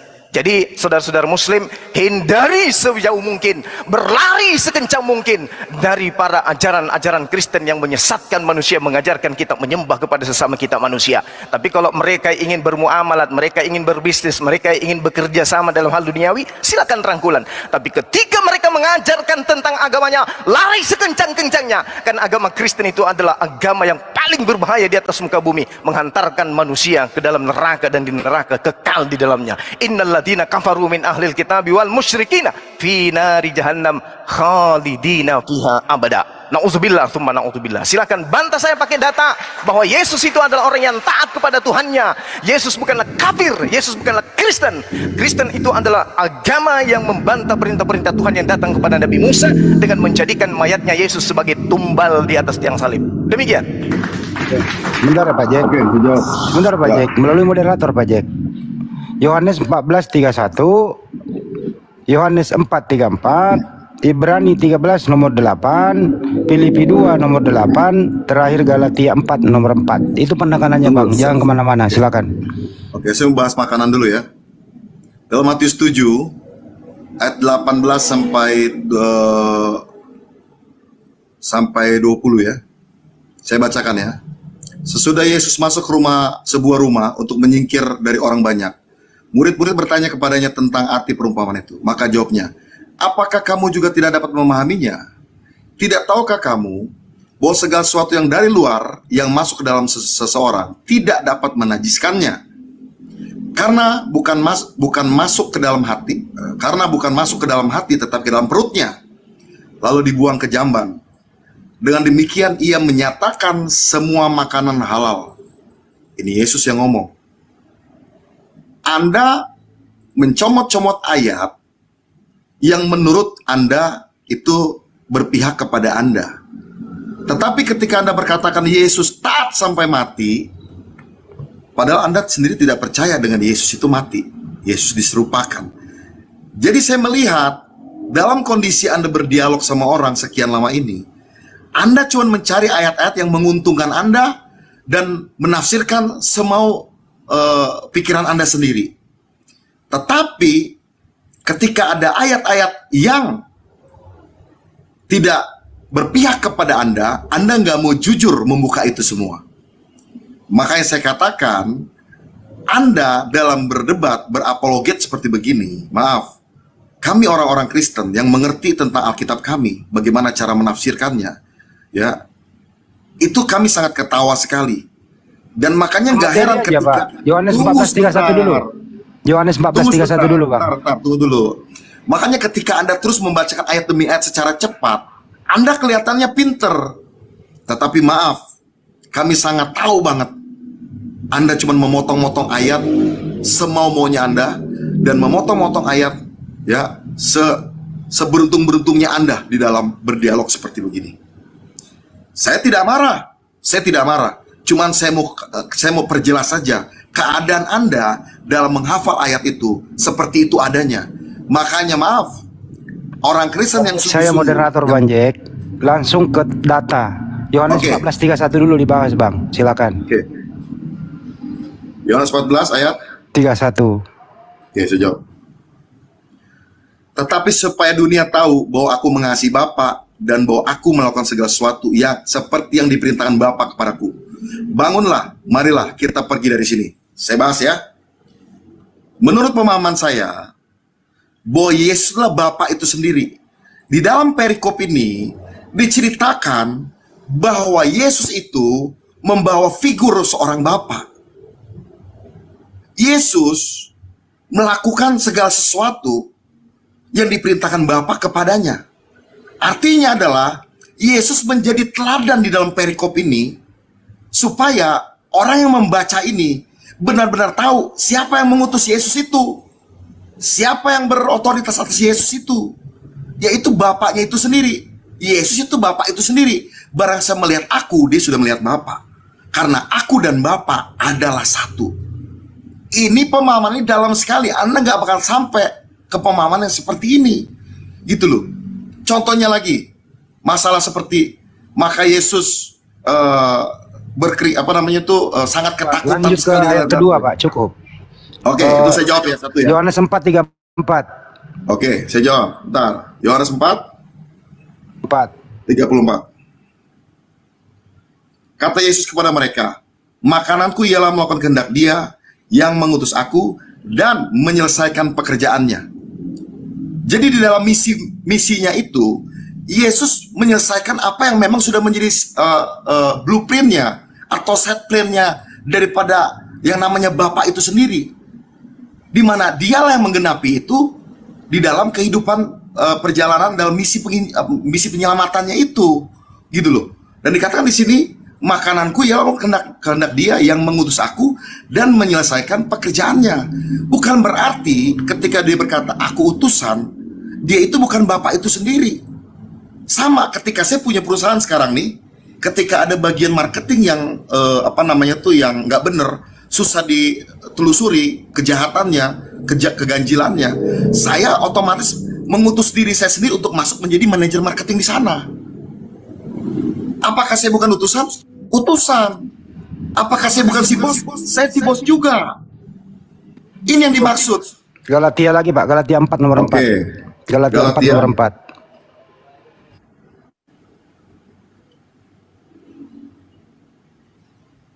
Galatia 4:4. Tetapi setelah genap waktunya, maka Allah mengutus anaknya yang lahir dari seorang perempuan dan takluk kepada hukum Taurat. Itu ya? Betul, Bang Andi? Betul, terus. Oke, saya jawab ya. Kan saya bilang tadi awal, Yesus datang ke dunia ini menjadi manusia dari keturunan Daud. Dan Dia otomatis mesti menggenapi seluruh hukum Taurat. Dia tidak melawan hukum Taurat. Dia mesti takluk kepada hukum Taurat. Kalau dia takluk kepada hukum Taurat, artinya dia tidak berdosa. Kalau dia tidak berdosa, darahnya itu suci. Tetap suci adanya. Karena dia suci adanya, maka itu dia layak menjadi korban tebusan buat segala umat manusia yang berdosa dan hidup dalam pelanggaran. Apalagi? Atau apa lagi? Cukup, kembali ke Bang Nyuma lagi. Oke, silakan. Oke, silakan Bang Nyuma. Tengoklah saudara-saudara, apa yang saya narasikan itu tidak mungkin keliru. Bahwa Kristen ini memang penyesat, Kristen ini pendusta. Saudara, kita lihat bagaimana saudara Jack membahas Yohanes 14 nomor 31. Apa yang dikatakan? Yesus itu adalah Bapa itu sendiri. Ini kan lelucon. Justru dengan mengatakan Yesus itu adalah Bapa itu sendiri, berarti sudah mempraktekkan bahwa saudara yang kita sedang berhadapan diskusi ini adalah pendusta, pembohong. Karena mengatakan Yesus itu adalah Bapa itu sendiri. Sedangkan dikatakan di dalam kitabnya mereka 1 Yohanes 2 nomor 22, bukankah dia yang menyangkal bahwa Yesus itu adalah Kristus? Dengan mengatakan Yesus itu adalah Bapa itu sendiri, berarti menyangkal Yesus itu sebagai Mesias. Inilah bukti bahwasanya apa yang diterangkan oleh Al-Quran, wa makaru wa makarallah wallahu khairul makirin. Orang-orang Kristen itu membuat tipu daya, tetapi Tuhan Allah membalas tipu daya mereka. Ini buktinya. Mereka menipu dengan mengatakan Yesus itu adalah Tuhan, tetapi dengan lisannya sendiri justru mempertontonkan dirinya sebagai penyesat. Saya ulang baca dalilnya. 1 Yohanes 2 nomor 22. Siapakah pendusta itu? Bukankah pendusta itu yang menyangkal bahwa Yesus itu adalah Kristus? Jadi kalau ada orang yang mengatakan Yesus itu adalah Bapa, Yesus itu adalah Elohim, Yesus itu adalah Yehova, Yesus itu adalah Hasem Yotevapeh, itu sama dengan dia menyangkal bahwa Yesus itu adalah Mesias. Jadi Bapa itu bukan Mesias. Pencipta langit dan bumi itu bukan Mesias. Elohim itu bukan Mesias. Yod-Heh-Vav-He itu bukan Mesias. Hasem itu bukan Mesias. Allah itu bukan Mesias. Yang disebut Mesias itu adalah tataran manusia yang diberi gelar Nabi. Dengan Anda mengatakan Yesus itu adalah Bapa itu sendiri, Anda terciduk hari ini bahwa Anda adalah pendusta, Anda adalah penipu, Anda adalah pembohong. Nah, inilah yang saya katakan. Kenapa saya berani lantang mengatakan Kristen itu adalah agama kebohongan, ajaran pembohong, ajaran pendusta. Karena semua Kristen dalam hal ini tanda petik orang yang menuhankan anak Maria itu menyangkal Yesus ini sebagai Mesias. Jadi kalau ada Yesus datang, aku ini adalah Mesias. Wahai manusia, aku ini adalah Mesias. Aku Mesias. Apa kata Kristen? No. Kamu bukan Mesias saja. Kamu juga itu adalah Tuhan pencipta langit dan bumi. Berarti siapa pendusta di sini? Siapa penyesat di sini? Dia yang menyangkal Bapa maupun menyangkal Mesias. Bapa itu adalah Tuhan pencipta langit dan bumi. Ketika Anda mengatakan siapa yang melihat aku melihat Bapa, aku ada sebelum Abraham ada, aku ini dan aku itu dan aku ini dan aku itu. Katakan bahwa Yesus dalam Yohanes 12 nomor 49, aku tidak berkata-kata dari diriku sendiri. Apa yang aku katakan adalah apa yang diperintahkan oleh Tuhanku untuk aku katakan dan aku sampaikan. Jadi ketika Yesus mengatakan barang siapa yang melihat aku sama melihat Bapa, apakah itu artinya barang siapa yang membunuh aku, yang meludahi aku, menonjok mukaku, menyunat nonotku, mencebokin aku, menetein aku, itu sama dengan menetein Bapa pencipta langit dan bumi? ini Anda harus pikirkan lebih matang lagi. Sabar. Kemudian di dalam 1 Yohanes 2 nomor 22 ini, di situ ketika Anda mengatakan Yesus itu adalah Bapa itu sendiri, Anda sudah membuktikan bahwa apa yang dikatakan Al-Quran itu tidak pernah keliru tentang kalian orang-orang Kristen, tentang kalian saudara-saudara saya penyembah manusia. Kalian adalah penyesat, kalian adalah penipu, kalian adalah pendusta. Kenapa? Yesus mengajar kepada Bani Israel, tak pernah terlontar ajaran seperti itu kepada murid-muridnya. Tak pernah. Makanya dikatakan dalam 2 Yohanes 1 nomor 7, sebab banyak penipu, banyak penyesat. Dalam bahasa Yunani disebutkan planos. Planos ini adalah pembohong, penipu, penyesat, pendusta, yang datang dan muncul ke seluruh dunia, yang tidak mengaku bahwa Yesus itu telah datang sebagai manusia. Dengan Anda mengatakan Yesus itu adalah Tuhan, berarti Anda telah melakukan tipuan yang sangat luar biasa. Yesus harus diimani datang sebagai manusia, bukan datang sebagai hewan, bukan datang sebagai malaikat, bukan datang sebagai kambing, bukan datang sebagai popok, parakang, pararang, tapi dia datang sebagai manusia. Imani itu, Yesus datang sebagai manusia. Keluar daripada konsep itu, konteks ini, berarti Anda benar-benar adalah penyesat. Hari ini kita geledah gereja. Masuk ke gereja, tanya kepada mereka, Yesus bagi kalian apa? Tuhan. Masuk ke gereja lain, Yesus bagi kalian adalah Tuhan. Berarti seisi gereja adalah pendusta, penipu, penyesat. Sebab penyesat telah muncul dan pergi ke seluruh dunia yang tidak mengaku bahwa Yesus Kristus telah datang sebagai manusia. Masuk ke gereja, tanya, Yesus datang sebagai apa? Manusia. Yang kalian sembah siapa? Yesus. Loh, berarti Anda menyembah siapa? Manusia. Berarti Anda menyangkal Bapa. Yesus mengajarkan kepada Bani Israel, satu-satunya Tuhan yang benar adalah Dia yang ada di langit, yang kemudian terjemah mengatakan Dia yang ada di surga. Berarti Yesus sedang mengajarkan menyembahnya kepada yang di langit, bukan menyembah kepada dirinya. Siapa yang menyembah kepada dirinya, berarti dia telah mempraktekkan bahwa dirinya adalah penyesat, dia adalah antikristus. Saudara, kembali kepada data yang saya sajikan kepada Anda tadi, Yohanes 14 nomor 31. Tetapi supaya dunia tahu bahwa aku Yesus mengasihi Tuhanku Bapa, dan bahwa aku Yesus melakukan segala sesuatu seperti yang diperintahkan Bapa kepada aku. Bangunlah, marilah kita pergi dari sini. Itu ucapan Yesus kepada murid-muridnya Bani Israel, bukan ucapan Yesus kepada orang-orang di luar Bani Israel. Ini ucapan bukan untuk orang Kristen. Kristen itu muncul belakangan. Ini ucapan Yesus kepada Bani Israel.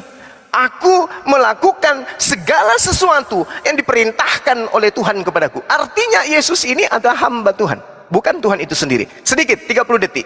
Ketika saudara mengambil narasi kemudian di dalam kitab Matius 15, pahami bung, pahami. Kemudian datanglah beberapa orang Farisi dan ahli Taurat. Kemudian Yesus berkata, dan berkata kepada Yesus, mengapa murid-muridmu melanggar adat istiadat nenek moyang kita? Jadi di sini tidak berbicara mengenai haramnya makan babi. Haramnya makanan babi itu tidak berbicara mengenai babi. Yahudi pada saat itu berbicara, orang-orang Farisi, orang-orang Yahudi ahli Taurat berbicara kepada Yesus, di mana Yesus dan murid-muridnya pada saat itu adalah orang-orang Bani Israel. Orang Bani Israel mengharamkan babi. Matius 15 tidak sedang membahas babi. Sehingga Yesus mengatakan, dia mengatakan bahwa apa yang masuk ke dalam mulutmu bukan yang menjadi haram, tetapi yang keluar daripada jamban itulah yang najis. Itu tidak sedang membahas itu.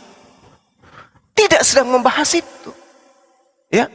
Ini sedang membahas tentang cuci tangan atau tidak cuci tangan, bukan membahas tentang babi atau tidak. Pahami itu sendiri, pahami, pelajari itu baik-baik kitab saudara. Jadi di sini di dalam Matius 15 tidak sedang membahas babi haram atau tidak, tidak sama sekali. Tetapi di sini sedang membahas tentang muridnya yang makan tanpa didahului dengan cuci tangan. Jadi jangan Anda mempelintir perkataan Yesus dengan menghalalkan ajaran Roma yang gemar makan babi. Jangan Anda mempelintir perkataan Yesus dengan menghalalkan babi mengikuti ajaran Vatikan. Jangan. Yesus dan murid-muridnya tidak sedang makan babi di situ. Dia tidak sedang makan tidak ada makan babi pada saat itu. Oke? Oke, sejauh. Iya, silakan. Oke. Anda berkata tentang cuci tangan di dalam ayat yang tadi Anda sebutkan itu. Cuci tangan itu ada hubungannya dengan makanan. Betul, tetapi bukan yang dimakan. Tetapi Alkitab sudah katakan dengan jelas, Markus 7 ayat 19, ya. Karena bukan masuk ke dalam hati, tetapi ke dalam perutnya, lalu dibuang ke jamban. Dengan demikian, ia menyatakan semua makanan halal. Ayatnya jelas di situ. Artinya adalah Yesus yang Yesus maksud adalah kita harus lebih kepada tentang kehidupan kasih kepada orang lain. Kamu memikirkan peraturan-peraturan Taurat, jangan makan babi dan lain sebagainya dan lain sebagainya. Tapi hidup kamu sama orang penuh iri, penuh sirik, penuh dengki. Kamu nggak peduli sama orang dan lain sebagainya. Bahkan orang tua kamu sendiri kamu abaikan dan lain sebagainya. Maka Yesus bilang, kalau kamu tahu nggak, seluruh hukum Taurat itu mencakup dengan yang namanya kasih. Barang siapa dia berbuat kasih, dia melakukan hukum Taurat itu. Itu yang saya maksud. Ada lagi? Jadi saya ngomong ini bukan asumsi, tapi memang dalilnya ada. Bukan masalah cuci tangan ini. Ini masalah makanan yang masuk ke mulut dinyatakan halal. Anda tidak bisa memegang ayat yang lain, lalu Anda membuang ayat yang lain. Menurut saya Anda nggak fair. Tapi kalau Anda mau fair, Anda baca benar-benar Matius, Markus, Lukas, Yohanes. Dan kalau mau Anda percaya benar satu ayat, Anda pegang semuanya. Jangan sebagian Anda pegang, Anda percaya, ayat yang lain Anda nggak percaya. Dan kami di Kristen itu ketawa dengan Anda. Anda kelihatan hebat di sini, banyak baca hafal banyak ayat. Tetapi sesungguhnya kosong. Kenapa? Karena banyak Anda pelintir semuanya ayat-ayat itu, sehingga Anda nggak mendapat makna arti sesungguhnya daripada ayat-ayat tersebut. Jelas pemahaman saya? Ya. Oke, baik. Oke. Bang Handi, saya tanggapin ya. Ketika Anda membantah kemudian pengakuan Tuhan di dalam kitab Taurat, jangan engkau makan babi, itu haram bagimu. Ini berlaku untuk siapa? Bani Israel. Kapan Bani Israel menghalalkan babi? Apakah sudah halal? Tidak. Lalu kapan kemudian babi ini halal? Bagi orang Kristen halal-halal saja, berdasarkan asumsi dan karangan pengarang buku Lukas. Jadi ketika Anda berkata bahwasanya di dalam kitab Lukas 7 nomor 19, ya kenapa? Di situ dikatakan dengan demikian Yesus menyatakan semua makanan halal. Dari mana pengarang Markus tahu? Dari mana? Dari mana pengarang Markus tahu bahwa Yesus menghalalkan babi? Dari mana? Kapan Yesus menghalalkan itu? Ini adalah karangan. Yesus mengatakan karena bukan masuk ke dalam hati tetapi ke dalam perutlah, lalu dibuang ke jamban. Itu perkataan Yesus. Tetapi disambung kemudian pengarang Markus murid Paulus, dengan demikian Yesus menyatakan semua makanan halal. Yeay! Kucluk, kucluk. Kapan Yesus mengatakan itu? Yesus mengatakan barang siapa yang meniadakan hukum Taurat meskipun yang paling terkecil, maka dia akan menempati neraka. Itu perkataan Yesus. Loh, kok tiba-tiba ini ada orang berani-beraninya mengatakan, dengan demikian Yesus menyatakan semua makanan halal. Balul. Di Matius 15 itu tidak sedang berbicara mengenai halalnya babi atau haramnya babi. Makanya jangan ikuti ajaran bom-bom. Ini Yesus dan orang Farisi sedang berbicara dengan ahli Taurat, dengan orang yang ada di sana di Yerusalem. Murid-muridnya makan, yang dimakan murid Yesus di situ sudah pasti bukan babi, sudah pasti bukan pararang, sudah pasti bukan buaya, sudah pasti bukan biawak, sudah pasti bukan komodo, monyet, kera, anjing, sudah pasti itu. Ini mereka orang-orang Yahudi sudah pasti tidak makan makanan orang Kristen. Jadi yang dikatakan Yesus, dengar dan camkanlah baik-baik, bukan yang masuk ke dalam mulut yang menajiskan, melainkan yang keluar dari mulut itulah yang menajiskan orang. Ini nggak ada hubungannya dengan babi di sini, nggak ada. Saudara baca Matius 15:1 perikop, bolak-balik Anda baca dari bahasa Indonesia, dalam versi bahasa Bugis, bahasa Toraja, bahasa Jawa, bahasa Batak, baca semua. Di situ tidak ada masalah babi. Ini bukan masalah babi atau bukan. Ini masalah cuci tangan. Baca satu perikop. Jangan Anda kotori penafsiran-penafsiran asumsi Anda lalu menuduh kepada saya. Sedangkan Anda menggunakan dalil dari karangan Markus. Markus pengarang kitab saudara yang mengajarkan kemudian dengan asumsinya dia tanpa data. Apa yang dikatakan oleh Markus? Dengan demikian Yesus menyatakan semua makanan halal. Tutup mulutmu Markus. Dari mana kau tahu data bahwa Yesus menghalalkan semua makanan? Mana dalilnya? Mana? Ada dalilnya Yesus menghalalkan babi? Nggak ada. Tuhan mengatakan Imaman 11 nomor 7, jangan kau makan babi karena itu haram bagimu. Yesus mengatakan, tetapi supaya dunia tahu bahwa aku mengasihi Bapa dan bahwa aku melakukan segala sesuatu yang diperintahkan Bapa kepadaku. Bangunlah, mari kita pergi dari sini. Apa perintah Bapa? Jangan kau makan babi. Oke? Kecuali Anda ingin mengatakan Markus itu adalah nabi yang diutus setelah Yesus membawa syariat baru, yaitu babi menjadi halal, silakan aja. Makanya saya katakan tadi, saudara Jack, agama Anda itu adalah agama bohong, agama pendusta, agama penyesat. Wa kanal kafiru ala rabbihi zahira. Adalah orang-orang kafir, saudara-saudara setan di dalam menyesatkan manusia, di dalam durhaka kepada Tuhan. Pahami itu. Anda menjual Yesus dengan mengatakan Yesus menghalalkan babi. Di mana Yesus menghalalkan babi? Gak ada itu. Kenapa kemudian orang Roma, orang Yunani menerima ajaran Paulus? Karena makanan yang mereka suka adalah babi. Karena mereka semua adalah orang-orang yang tidak bersunat. Maka Paulus menjual kemudian ajaran Roma, ajaran Yahudi ini kepada mereka dengan catatan apa yang digemari oleh orang Roma, penjajah pada saat itu, penguasa. Oh, orang Roma suka makan babi. Kita buat yuk bahwa babi tidak haram kok buat kalian, halal. Inilah yang terjadi. Makanya Yesus mengatakan, hati-hati, waspadalah kepada orang Farisi. Paulus orang Farisi. Filipi 3 nomor 5 nomor 6 nomor 7. Aku adalah keturunan Benyamin, aku dari orang Farisi. Hati-hatilah kepada ahli Taurat. Paulus ahli Taurat. Oke, penyesat dari ahli Taurat, penyesat dari orang Yahudi, penyesat dari orang Farisi, yang kemudian menyeberangi lautan, menjelajahi daratan, membangun sebuah agama baru di luar Yahudi. Apa agama yang didirikan oleh orang Yahudi di luar agama Yahudi?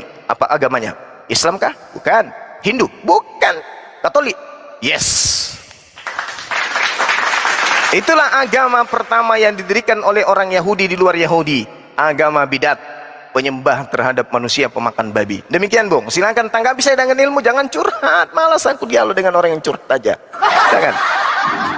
Loh, dari tadi kan saya kan ngomong ayat juga, dalilnya ada. Seperti saya ngomong, dinyatakan semua makanan halal. Saya nggak ngomongin babi, berarti semua makanan tuh halal. Kata siapa? Itu yang saya maksud. Kata siapa tuh? Kenapa? Kata siapa Bang? Loh, kata siapa semua makanan halal? Kata siapa? di kitab itu kan tadi saya udah bacakan tadi sama. Iya, oke, saya hargai. Saya tanya, itu kata siapa? Iya.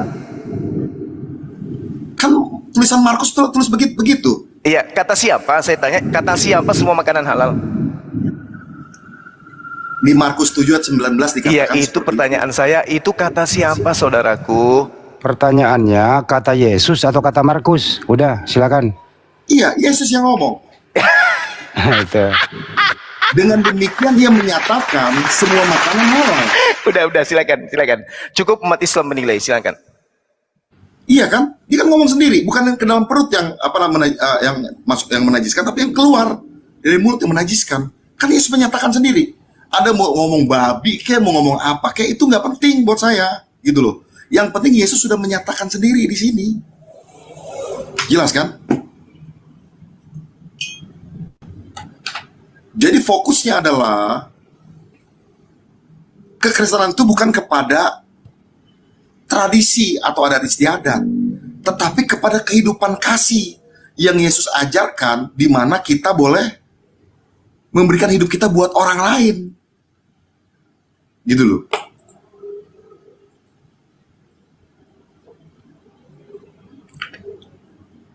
Jadi menurut saya, suara saya jelas dengar gak ya? Sorry. Bang, kita nyimak kok, kedengeran. Kedengeran ya? Oke. Jadi menurut saya, sekian lama pun, sekian banyak pun kita boleh berdalil dengan segala macam teori, konsep, ya, berapologet segala macam. Menurut saya, jikalau kebenaran yang sejati itu tidak masuk ke dalam hati seseorang, maka tunggu waktu aja, orang pun akan pergi lagi. Karena tidak sedikit saya melayani orang-orang yang dulunya udah pindah daripada agama saya, balik lagi ke saya. Kenapa? Karena saya mau katakan, rasa tidak bisa bohong. Itu yang saya maksud. Jadi, menurut saya, siapapun orang di tempat ini, belajarlah dengan baik kepada orang yang tepat, kepada orang-orang yang memang bisa menjelaskan dengan baik. Kalau tidak, maka jangan heran, pikiran Anda akan dikacaukan. Menurut saya seperti itu. Karena dari awal saya melihat, maaf Bang Juma, saya melihat dari awal, comot-comot ayat, Anda tidak berpikir bahwa ayat satu berkaitan dengan ayat yang lain. Sehingga Anda mencari ayat yang menguntungkan pihak Anda aja. Sedangkan ayat yang lain, contoh salah satu ayat ini, begitu Anda tanya masalah makanan ini, siapa yang tulis? Anda langsung menyangkal. Tapi Anda juga pakai juga ayat yang lain-lain. Ada ayat yang Anda sangkal, ada ayat Anda yang kagak mau Anda sangkal. Jadi buat saya, Anda nggak fair dalam memakai dalil-dalil di Alkitab ini. Anda bilang tidak percaya Alkitab, tidak percaya Bible, tapi Bible kami dipakai sama Anda habis-habisan untuk membenarkan diri Anda dan membenarkan agama Anda. Jadi menurut saya, Anda kalau mau membenarkan tentang pandangan agama Anda sendiri, pakai Alkitab Anda sendiri, pakai kitab Quran Anda sendiri. Jangan Anda mencomot-comot kitab kami, ayat-ayat dari Alkitab untuk membenarkan, meneguhkan apa yang ada dalam Al-Quran Anda ataupun agama Anda. Buat saya itu sesuatu yang gak fair, gitu loh. Di satu sisi dengan ayat yang satu Anda setuju, tapi di satu sisi dengan ayat yang lain Anda gak setuju. Di satu sisi Anda memakai ayat-ayat ini untuk supaya Anda dibenarkan, di satu sisi Anda memakai ayat yang lain untuk disalahkan, untuk menyalahkan orang lain. Itu buat saya nggak fair. Biar 1.700 orang ini mendengar, mereka terbuka matanya bahwa di dalam kehidupan Anda berapologet, Anda nggak fair. Jadi Pak buat Jack, saya bukan mau curhat, nggak bakal nangis. Pak Jack, Bang Juma ini memakai Bible, membela Yesus pakai Bible. Anda melawan Yesus juga pakai Bible. Jadi sumber yang sama. Lanjut. Kami tidak melawan. Jelas-jelas saya bilang tadi dari awal kan, kami mengatakan Yesus Tuhan, bukan kami tidak punya dasar. Dasarnya begitu banyak di dalam Alkitab ini. Cuman memang Yesus ketika dia menjadi anak manusia, dia berstatus seperti anak manusia, dia gak mungkin dia berkata aku ini Tuhan. Dia dibilang anak Tuhan saja, itu dia udah dilemparin sama batu sama orang-orang Yahudi zaman itu. Bagaimana dia bilang aku adalah Allah, aku adalah Tuhan, sembahlah aku. Nah, Tuhan Yesus nggak norak seperti begitu. Saya sudah gambarkan tadi. Anda seorang bapak di rumah, saya seorang bos di perusahaan saya. Saya bisa ngomong sama anak buah, kamu kalau ketemu saya panggil saya bos ya. Kamu kalau ketemu saya setiap hari cium tangan saya, itu bos gila, menurut saya. Maaf ya, bos gak bener itu. Gak perlu dengan saya gaji mereka, dengan saya keluarkan kebijakan-kebijakan buat mereka, mereka akan tahu saya bosnya mereka. Itulah seperti di dalam Alkitab itu. Dari kehidupan Yesus yang penuh kasih, dari mujizat yang luar biasa yang melebihi seluruh nabi dan rasul-rasul yang ada, dari kemahatauannya dalam perjanjian baru itu, Injil Matius yang membuktikan, dan dari kata-kata yang tersirat itu dikatakan bahwa Yesus itu adalah Tuhan itu sendiri. Haleluya. Gantian ya, Banyuma. Baik. Saya menghargai iman saudara ya. Saya menghargai itu adalah iman saudara. Tidak ada paksaan kemudian untuk meninggalkan keyakinan saudara yang hanya berdasarkan doktrin dan dogma tanpa berpola kepada akal. Bahasan kita ini adalah terkait dengan apa yang saya bacakan dari awal tadi di 1 Yohanes 2 nomor 22 tentang antikristus, tentang pembohong yang menolak keberadaan Yesus sebagai Mesias. Dan Anda sudah mempraktekkan kemudian bahwa Yesus itu adalah Bapa itu sendiri. Dengan kata lain, Anda telah mempertontonkan diri Anda sebagai antikristus. Antikristus artinya anti-Mesias. Anda tidak menerima Yesus itu sebagai Mesias. Anda menerima Yesus itu sebagai Tuhan, sebagai pencipta, sebagai Bapa itu sendiri. Sedangkan kalau Anda menerima Yesus sebagai Mesias, berarti Anda mustahil menyembah Yesus, karena kedudukan Yesus hanya Mesias. Tadi dalil-dalilnya sudah kuserahkan kepada saudara, tapi Anda kemudian tetap ngeyel. Artinya bahwa ya inilah yang diterangkan oleh kitab suci saya, bahwa orang-orang kafir itu menipu, tapi pada dasarnya mereka hanya menipu diri mereka sendiri. Contoh misalnya, ketika kemudian saudara mengatakan saya menjadikan kitab saudara sebagai alat untuk membenarkan agama saya, tidak sama sekali. Islam sudah 1400 tahun tidak pernah kemudian menempelkan Al-Quran dengan Bible, baik itu kitabnya orang Yahudi perjanjian lama maupun kitabnya orang Kristen perjanjian baru. Tak pernah. Rasulullah Muhammad SAW tidak pernah melakukan penelitian layaknya Lukas, layaknya Markus, layaknya Paulus. Tidak pernah melakukan penelitian terkait kitab Torah, Zabur, kitab-kitab yang lain. Rasulullah Muhammad SAW seketika kemudian didatangkan wahyu untuk meluruskan pemahaman-pemahaman keliru orang-orang terdahulu dan orang-orang yang ada pada masanya dan masa yang akan datang terkait dengan kenabian, terkait dengan ketuhanan, terkait dengan kitab suci, terkait dengan agama, terkait dengan ajaran Tuhan. Ini yang dianut oleh Islam. Kenapa saya kemudian menggunakan data-data dari Bible saudara? Karena saudara tidak akan percaya kepada Al-Quran. Al-Quran mengatakan, wa isqala Isa bin Maryam ya bani Israel inni rasulullahi ilaikum. Di ayat lain, ani abudullah rabbi wa rabbakum. Ini pengakuan Yesus. Ini pengakuan Nabi Isa alaihissalam. Anda percaya? Tidak mungkin. Anda datang dengan kekristenan Anda. Artinya Anda datang dengan membawa produk Anda. Saya mengatakan produk Anda itu produk palsu. Bagaimana cara saya membuktikan produk Anda produk palsu? Tidak mungkin saya mengambil Al-Quran. Tidak mungkin. Saya ambillah produk Anda itu, saya kuliti. Ini loh kepalsuannya. Anda datang belanja di toko saya dengan menggunakan uang palsu. Bukan uang yang ada di laci saya yang saya gunakan untuk mengatakan uang Anda palsu. Tapi uang Anda sendirilah yang akan saya buktikan kepalsuannya. Bahwa uang yang Anda bawa ke saya itu adalah uang palsu. Ketika sebuah kitab yang dianggap suci sudah ternoda dengan kesalahan-kesalahan fatal yang ada dalamnya, maka itu akan bermasalah kepada sebuah agama. Sebuah kitab yang dianggap suci bermasalah, percayalah bahwa agama itu pasti bermasalah. Sebuah ketuhanan yang bermasalah, percayalah bahwa agama yang menuhankan manusia tersebut itu pasti bermasalah. Nah, sekarang permasalahannya di mana? Ketika Anda sendiri berhadapan dengan kitab saudara. Yesus menerangkan dirinya. Tetapi supaya dunia tahu bahwa aku mengasihi Bapa dan bahwa aku melakukan segala sesuatu seperti yang diperintahkan oleh Bapa kepadaku. Bangunlah. Berarti Yesus ini adalah hamba Tuhan yang taat melaksanakan dan tunduk berserah diri kepada perintah-perintah Bapa yang datang kepada dirinya. Dengan demikian, pendustalah orang-orang yang mengatakan pengikut daripada Yesus kalau dalam tradisi keagamaannya tidak mempraktekkan apa yang Yesus praktekkan di hadapan Bani Israel. Makanya lari kepada babi tadi, makanya lari kepada Sabat hari Minggu, makanya lari kepada konsep ketuhanan. Karena Yesus itu takluk kepada hukum Tuhan. Artinya dia mentauhidkan Elohim, dia mentauhidkan Tuhannya Abraham, Ishak dan Yakub, dia mentauhidkan Tuhannya Nabi Musa alaihissalam. Tidak kemudian mentrinitaskan Tuhannya Bani Israel, lalu menjadikan dirinya sebagai satu dari trinitas tersebut. Tidak sama sekali. Kenapa? Dalil mengatakan itu. Yohanes 14:31, Yohanes 4 nomor 34, dan bahkan saya katakan tadi kepada saudara, sampai mati di kayu salib loh. Yesus taat kepada Tuhannya sampai mati di atas tiang kayu salib. Anda mengatakan, kenapa Anda menggunakan data itu? Nah, saya menggunakan data ini supaya Anda paham bahwa Yesus itu taat sampai mati di atas tiang salib. Masa Anda nggak percaya?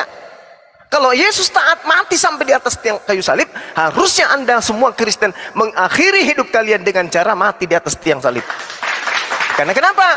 Karena dalil kitab saudara sendiri mengatakan 1 Yohanes 2 nomor 6.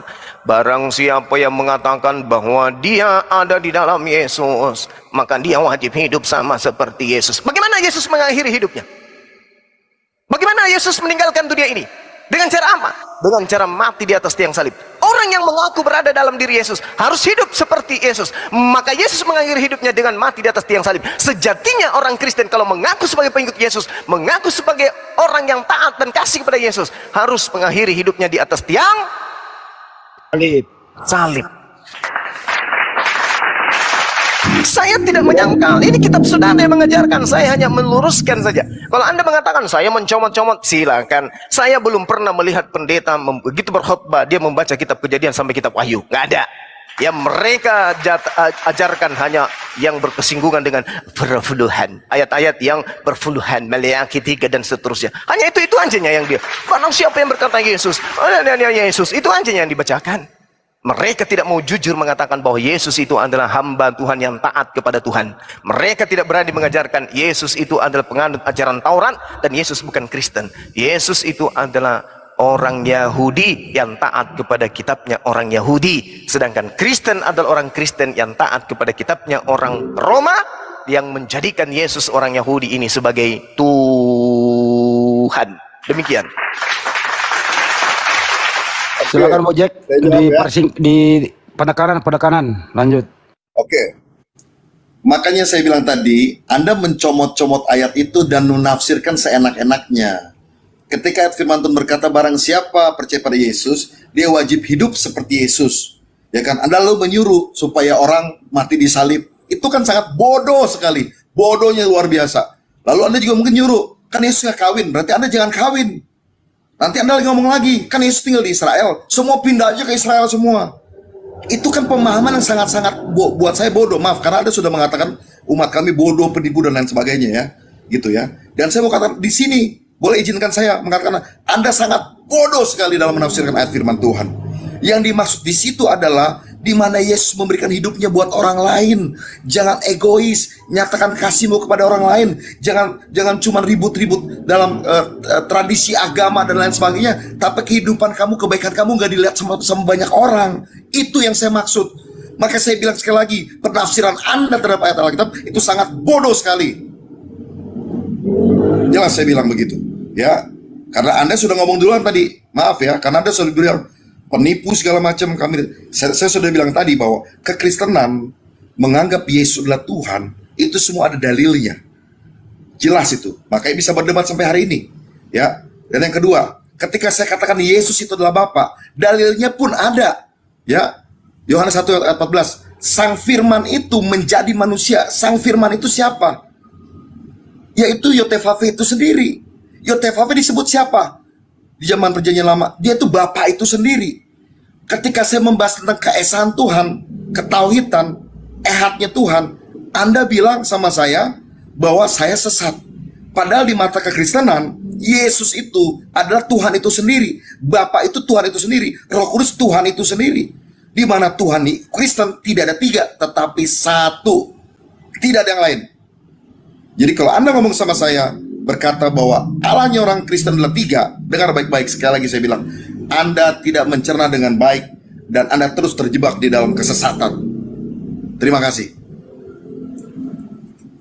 Oke. Lagi-lagi Anda ingin menipu bahwa Tuhannya Kristen itu satu. Itu adalah tipuan yang konyol sekali. Allahu Akbar, Masya Allah. Ini penipu ulung ini. Jadi gini, Bung.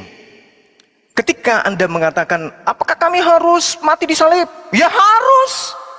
Apakah kami harus tidak menikah? Ya harus kalau Anda mengaku pengikut. Karena Yesus mengatakan di dalam Yohanes 10 nomor 27, aku mengenal pengikutku, pengikutku mengenal aku, mereka mengikuti aku dan mendengarkan aku. Pengikutku. Sekarang permasalahannya Anda bukan pengikutnya Yesus. Tolong dong sadari itu. Anda bukan pengikut, makanya Anda tidak disalib. Anda bukan pengikut, makanya Anda kawin-mawin. Anda bukan pengikut, makanya Anda makan babi. Sadari dong, sadari. Anda bukan pengikut Yesus, Anda Kristen, Bung. Kristen itu pentuhan Yesus. Sama seperti bom. Aku diutus hanya kepada domba yang sesat dari Bani Israel. Oke? Tidak pernah dikatakan aku diutus untuk orang Roma. Nggak ada. Kristen penyembah Yesus mula-mula itu adalah Vatikan, Roma. Jadi jangan bawa yang di Indonesia ini hanya korban aja. Kristen pertama itu Roma, Vatikan. Apakah Yesus diutus untuk Vatikan? Tidak. Jadi Anda harus menyadari itu. Ketika Anda mengatakan, konyol, bodoh, kamu yang tidak mengerti, kamu udah mengerti, kamu nggak paham. Bukan nggak paham, ente yang tidak sadar. Ente itu bukan Bani Israel. Yang Yesus katakan, aku mengenal pengikutku, ya Bani Israel. Mereka mendengarkan aku dan mengikuti aku. Kenapa nggak ada muridnya yang disalib? Karena Yesus pun tidak mati disalib. Kalianlah yang harus mati disalib, mengikuti Yudas, kan gitu. Ya, pahami itu. Lalu kemudian ada hal yang menarik dari saudara. Ini menarik sekali nih. Yang pertama, tipuan dan kebohongan saudara tadi, teman-teman muslim pasti tahu. Ketika Anda berbicara mengenai Markus 7 nomor 19, katanya Yesus yang berkata, dengan demikian Yesus menyatakan semua makanan halal. Ini tipuan model apa lagi nih? Yang berkata dengan demikian Yesus menyatakan semua makanan halal itu pengarang Markus. Markus ini asistennya Paulus. Asisten Paulus yang mengajarkan kepada orang Romawi bahwa Yesus telah menyatakan semua makanan halal. Pertanyaan saya, di mana Yesus mengatakan semua makanan halal? Maka seluruh gereja di dunia akan tutup pintu dan tutup pintu gerbang. Kenapa? Mereka ambil selimut, menyelimuti diri mereka dan pura-pura gila. Tidak akan pernah bisa menjawab dan menemukan datanya Yesus menghalalkan semua makanan. Tidak ada itu. Saudara boleh menghadapkan saya dengan siapapun dari gereja untuk menunjukkan bahwa Yesus menghalalkan semua makanan. Tak akan pernah ada yang mengatakan semua makanan ada dan memfitnah Yesus mengatakan itu adalah Markus. Ya, Markus muridnya Paulus. Nah, ini yang terakhir buat saudara. Supaya Anda paham. Sekali lagi saya katakan kepada saudara, ketika Anda mengatakan Yesus itu adalah Tuhan itu sendiri, Yesus itu adalah Bapa itu sendiri, kata siapa? Kata kitab saya. Di mana tertulis? Yohanes 1 nomor 14. Aduh, masih ece-ece Anda ini. Firman itu telah menjadi manusia dan diam di antara kita, dan kita telah melihat kemuliaannya, yaitu kemuliaan yang diberikan kepadanya sebagai anak tunggal Bapa, penuh kasih karunia dan kebenaran. Ini firman Tuhan atau sabda Yesus ini? Yohanes 1:14. Ini apa ini? Ini karangan pengarang Yohanes ini apa? Saya tanya, ini firman Tuhan kah? Atau sabda Yesus kayak ini? Bukan, Bung. Lagi-lagi karangan penulis buku Yohanes. Bukan firman Tuhan ini. Ini bukan sabda Yesus ini. Bukan perkataan Yesus. Oke? Sedangkan perkataan Yesusnya tertulis di Matius 4 nomor 4. Apa yang dikatakan Yesus di sana? Ini baru perkataan Yesus menurut catatan pengarang Matius. Benar tidaknya itu derita Anda? Yang jelas saya sampaikan bahwa menurut pengarang Matius yang bukan murid Yesus juga, dikatakan begini, ada tertulis, Yesus berkata, ada tertulis, manusia hidup bukan dari roti saja, tetapi manusia hidup dari setiap firman yang keluar dari mulut Allah. Berarti Yesus mengatakan semua manusia hidup berasal dari setiap firman yang keluar dari mulut Allah. Berarti Yesus hidup berdasarkan firman yang keluar dari mulut Allah. Ini ucapan Yesus, bukan firman menjadi manusia. Apa-apaan firman menjadi manusia? Itu bukan ajaran Yesus. Yesus mengatakan manusia hidup, manusia diadakan bukan hanya dari roti saja, tetapi dari setiap firman yang keluar dari mulut Allah. Berarti semua manusia berasal dari firman yang keluar dari mulut Allah. Kata siapa? Kata Yesus. Apa kata Al-Quran? Innama amruhu ita arada syai'an ayyakula lahu kun fayakun. Sesuai dengan ucapan Yesus ini. Setiap manusia itu hidup berasal dari semua firman, segala firman, setiap firman yang keluar dari mulut Tuhan. Yesus manusia kagak?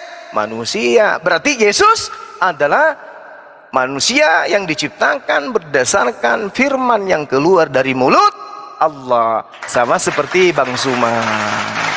Jadi ambil kitab Yohanes 1, bungkus, simpan di bawah tempat tidur Anda, karena itu bukan firman Tuhan dan juga bukan sabda Yesus. Jangan Anda mentafsirkan atau memberikan sebuah data yang bukan ucapan Yesus. Nggak laku bagi saya, nggak laku. Karena yang menjadi penyampai firman itu Yesus, bukan pengarang Yohanes. Dan Yohanes ini bukan murid Yesus. Ya, penulis buku Yohanes ini bukan murid Yesus, bukan anak bukan anak daripada Nikodemus, bukan. Oke, ini adalah pengarang yang tidak dikenal, entah siapa datangnya, entah dari mana datangnya. Demikian, saya 10 menit lagi, kurang lebih, mau maghrib. Saya sudah sampaikan dari awal tadi kan, ketika ada ayat-ayat yang Anda pikir menguntungkan Anda pakai. Menguntungkan Anda tidak mau pakai, langsung Anda sangkal, itu tulisan manusia, itu tulisan pengarang. Tapi setiap kali Anda berdebat dengan orang-orang Kristen, dengan apologet-apologet Kristen, Anda selalu memakai ayat-ayat itu semua. Jadi menurut saya, ngomongan Anda tidak bisa dipegang, gitu loh. Nah, makanya saya bilang ketika kita menjelaskan tentang ayat-ayat firman Tuhan yang kita percaya itu adalah ilham daripada Roh Kudus, ya, Anda tidak percaya, memang Anda tidak bisa percaya karena memang Anda berbeda dengan kami, gitu loh. Tetapi saya sayangkan sekali ketika Anda tidak percaya dengan Injil, tetapi Anda memakai Injil itu untuk mematahkan kebenaran kekristenan. Tapi sayangnya ketika Anda memakai ayat-ayat itu dengan hafalan-hafalan Anda, maaf, Anda membelokkan arti yang sesungguhnya. Artinya semau-mau Anda menafsirkan itu. Makanya nggak heran kalau orang yang belum ngerti Alkitab, Anda akan sesatkan luar biasa itu. Tetapi ketika Anda sesatkan orang-orang itu, dengar baik-baik ya, saya bilang lagi, rasa tak akan bisa bohong. Ketika orang percaya kepada Yesus, orang akan punya damai sejahtera yang luar biasa yang tidak seperti dunia berikan. Maka itu ketika orang meninggalkan Tuhan Yesus, orang akan kehilangan damai itu. Tidak sedikit orang yang setelah meninggalkan Tuhan Yesus kembali kepada kekristenan. Saya sudah membaptis cukup banyak. Bahkan Desember kemarin saya baru baptis orang yang sudah sekian belas tahun meninggalkan Tuhan Yesus. Artinya adalah, dengar baik-baik, kekristenan sejati itu akan menancap di hati dan roh kita. Kebenaran yang di atas itu sifatnya itu murni. Dia akan masuk ke dalam relung-relung hati kita yang paling dalam. Maka daripada itu teman-teman, percaya sama saya, apa yang kalian benci seperti Paulus botak itu, dengar baik-baik ya. Kehidupan Paulus sama seperti kalian. Dia disunat, dia pelaku hukum Taurat yang sangat taat sekali. Tetapi akhirnya ketika dia dijamah Yesus, ya, dia bertemu dengan Yesus, matanya buta, dia berani mati buat Yesus. Saya percaya di tempat ini pun orang-orang yang membenci Yesus adalah Tuhan. Saya percaya ada satu waktu di mana orang-orang tempat ini juga akan percaya kepada Yesus adalah Tuhan. Terima kasih.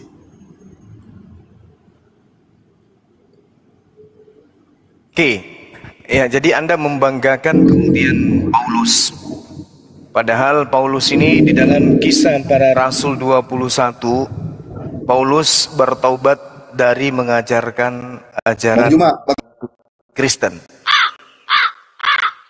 Jadi Paulus itu bertobat dari mengajarkan. Bisa lama. Cuman saya mau terakhir saya ngomong aja Bang ya. Gak apa-apa. Iya. Saya mau izin dulu ya. Pokoknya apapun yang saya sampaikan, kalau ada kata-kata salah saya minta maaf, biar semua juga kita bisa berdiskusi dengan baik. kedepannya juga ada banyak hal-hal yang baik yang bisa dirasakan oleh banyaknya viewer-viewer di tempat ini. Gitu ya Bang ya? Iya, sama. Saya juga hanya mengajarkan kebenaran menurut versi saya. Jadi bagi saya, Bung, kalau Anda mengatakan saya ini adalah keliru, salah, dan hanya mencomot-comot, saya katakan kepada saudara bahwa kaidah yang saya gunakan di dalam berdiskusi dengan orang Kristen, saya harus akui ucapan Yesus. Ucapan pengantar dari penulis saya ucapkan itu adalah pengantar dari penulis. Saya nggak mau menambah dan tidak mau mengurangi. Kalau dikatakan ucapan Yesus, ya katakan ucapan Yesus. Seperti itu ada. Oke Bang Juma. Saya sampaikan dulu Bang. Abang baca ayat hafal ayat firman Tuhan, saya bilang saya salut sama Abang. Cuman saya mau kasih tahu penafsiran Abang sama penjelasan Abang tentang ayat-ayat yang Abang hafalkan itu. Maaf Bang, semuanya ngawur Bang, ngaco. Oke, silakan aja, nggak apa-apa. Nggak apa-apa. Saya bilang tadi kan, Abang tidak bisa paksakan perspektif Abang ke saya. Begitupun sebaliknya, gitu Bang. Jadi, biarlah orang-orang di tempat ini bisa menilai mana yang baik, mana yang tidak. Gitu ya Bang ya. Dalam arti adalah, ke depannya saya bilang tadi, saya tetap mau bersahabat sama siapapun. Saya jujur, saya katakan, saya pendeta. Tapi Bapak angkat saya juga haji Bang. Jadi buat saya, it's okay buat saya. Jadi nggak ada masalah. Gitu ya Bang ya. Tetap jaga persatuan kebangsaan kita Bang. Betul. Ya, Bang, itulah tujuan kita sebenarnya. Iya. Ya. Abang, saya turun dulu Bang ya. Makasih buat Saudara Jack, thank you ya. Sorry kalau ada kata-kata penegasan dari saya hanya berdasarkan data. Oke, makasih. Siap, sama-sama Bang. Makasih Bang. Makasih. Selamat sore Bang. Sore.